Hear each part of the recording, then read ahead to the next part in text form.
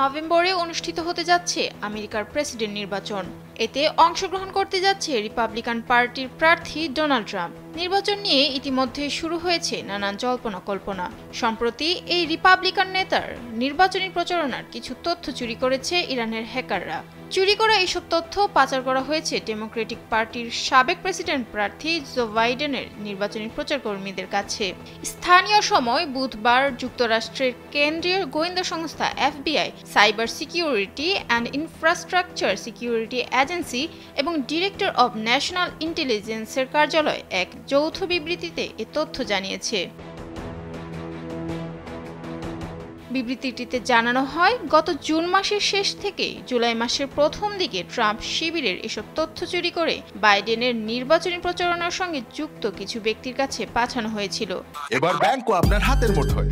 Balance transfer, mobile recharge, bill pay থেকে শুরু করে যা চান সব হবে এক মুহূর্তে। NRBC planet. তবে এসব ইমেইল যারা পেয়েছিলেন তারা হ্যাকারদের উত্তর দিয়েছিলেন কিনা সে বিষয়ে এখন পর্যন্ত কোনো প্রমাণ পাওয়া যায়নি। বার্তা সংস্থা রয়টার্স জানায়, এর আগেও ইরানের বিরুদ্ধে মার্কিন প্রেসিডেন্ট নির্বাচনে হস্তক্ষেপ করার অভিযোগ করা হয়েছিল, কিন্তু তেহরান সবসময় বিষয়টি অস্বীকার করে আসছে।